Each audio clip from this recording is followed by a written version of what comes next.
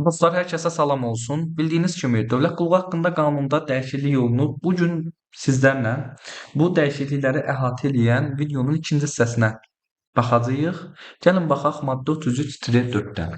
Aylıq vəzifə maaşının müəyyən edilməsi şərtləri. Baxın, burada deyir ki, dövlət qulluqçusunun aylıq vəzifə maaşının məbləği və yaxud da ki, bu məvacibə daxil edilən digər ödənişlər olsun, ixtisas dərəcəsinə görə və s. Yəni bu ödənişlər nəyə əsasən müəyyən edilir? Həm dövlət qulluğu haqqında qanuna əsasən, həm də əmək qanunvericiliyinə əsasən müəyyən edilir və dövlət orqanının rəhbərinin əmri ilə, sərəncamı ilə rəsmiləşdirilir.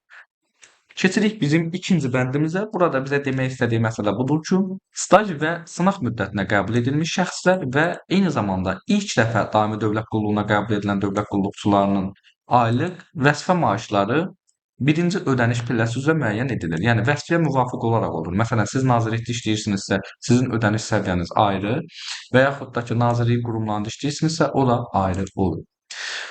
33-4.3-də isə deyir ki, ali kateqoriya dövlət orqanlarında inzibati vəzifələrin ali üçüncü təsnifatları üzrə inzibati vəzifə tutan dövlət qulluqçuları və bütün təsnifatlar üzrə yardımçı vəzifə tutan dövlət qulluqçusunun əməyin ödəniş pilləsi dövlət qulluğunda qulluq stajının müddətindən asılı olaraq dəyişir. Yəni qısa konkret demək istəyir ki, ali kateqoriyada inzibati vəzifədəsinizsə və yaxud da ki, bütün kateqoriyalar üzrə, təsnifatlar üzrə yardımçı vəzifədəsinizsə, sizdə əməyin ödəniş pilləsi stajınızdan asılı olaraq dəyişir.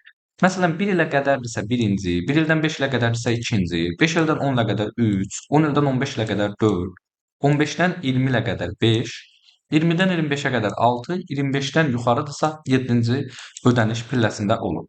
Amma yuxarıda dediklərimiz istisna olmaqla, yəni ali kateqoriyanın ali üçüncü təsnifatları istisna və bir də yardımçı vəzifələr.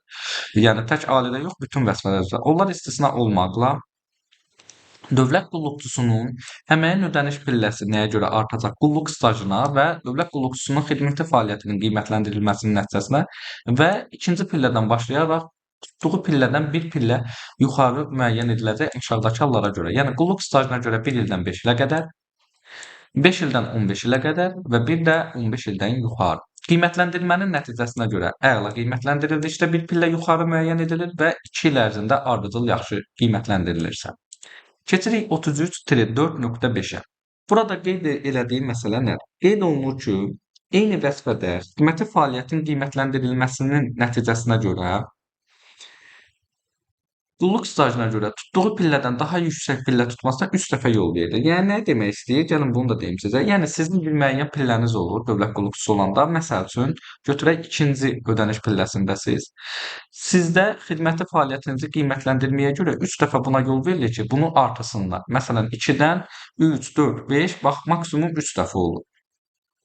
Və bundan sonra isə sizin əməyin ödəniş pilləsi yalnız stajınıza görə sizə yol veriləcək ki, bu sizin belə deyək, əməyin ödəniş pilləsi artsın.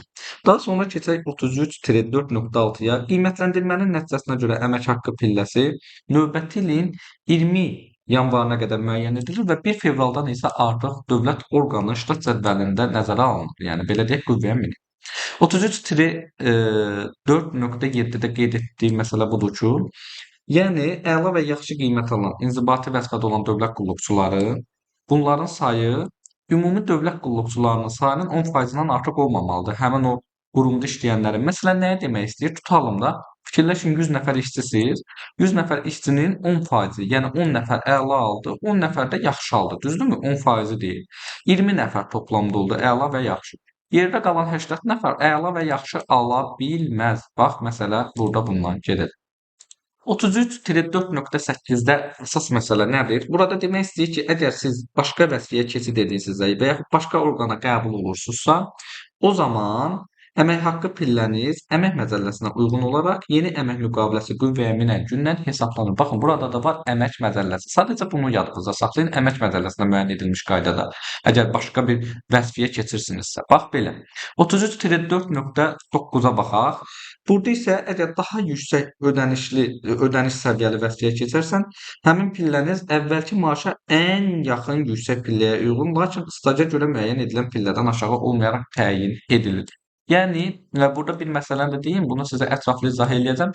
Burada deyir ki, dövlət qulluğuna xitam verildikdən sonra əgər daha yüksək ödəniş səviyyəsi üzrə dövlət qulluğu vəzifəsinə təyin edilirsinizsə, o zaman bu qayda tətbiq olunmur, yalnız dövlət qulluğu stajına uyğun olaraq müəyyən edilir. Yəni sizin bir müəyyən stajınız var. Məsəl üçün dövlət qulluğunda 10 il stajınız var. Buna görə müəyyən pillədəsiniz də. Tutalım deyirəm 3-cü pillədə, 4-cü pillədə. Sizin amma dövlət qulluğunuza xitam verilib, sonradan siz yenidən dövlət qulluğuna qəbul olunmusunuz. Onda yalnız sizin stajınız hesablanacaq. Əvvəlki illərdə hesablanan məsələn xidməti fəaliyyətin qiymətləndirilməsinə görə və sair o hesablanmayacaq. Bax bunu mütləq yadınızda saxlayın. Daha sonra biz keçirik digərinə 33-4.10-a baxaq. 10-cu maddədə qeyd etmək istədiyi budur ki, yəni dövlət qulluqçusu eyni təsnifatdan və ödəniş səviyyəsindəki başqa vəzifəyə keçirilirsə, o zaman əməyinin ödəniş pilləsi nə olur? Dəyişilmir. Bunu yadınızda saxlayın və yeni vəzifəyə təyin olunduğu gündən aylıq vəzifə maaşı yeni vəzifəyə və əvvəlki pilləyə uyğun olaraq, baxın, əvvəlki ödəniş pilləsinə uyğun olaraq müəyyən edilir. Keçək biz 33-4.11-ə. Burada qeyd etmək istədiyi məsələ budur ki, demək istəyir ki, eyni təsnifatdan olan, lakin vəzifə maaşı aşağı olan vəzifəyə keçirilmə, daha aşağı təsnifatdan olan vəzifəyə keçirilməsi, intizam tənbih tədbirlərindən biri tətbiq edilmiş dövlət qulluqçusu, məsələn, hər hansısa bir dövlət qulluqçusu bunun barəsində intizam tənbih tədbiri tətbiq edilib. Başqa dövlət qulluğunun vəzifəsinə keçəndə əməyinin ödəniş pilləsi dəyişmir və aylıq vəzifə maaşı da keçirildiyi dövlət qulluğu vəzifəsinə uyğun olaraq müəyyən edilir. Bu qədər sadə. Yəni əməyin ödəniş pilləsi dəyişməyəcək, vəzifə maaşınız da keçdiyiniz vəzifəyə uyğun olaraq tənzimlənəcək. Keçək 34-4-12-yə. Burada demək istədiyim məsələ budur ki, intizam cəzası qüvvədə olan dövrdə xidməti fəaliyyətin qiymətləndirilməsinə görə əmək haqqı, belə deyək, pilləsi baxın burada da qeyd olunur, artırılmır. Bunu mütləq yadınızda saxlayın və daha sonra əgər cəza bitirsə və yaxud da ki, ləğv edilirsə, qüvvədən düşürsə, bu zaman qiymətləndirmənin nəticəsinə əsasən yenidən müəyyən ediləcək əməyin ödəniş pilləsi.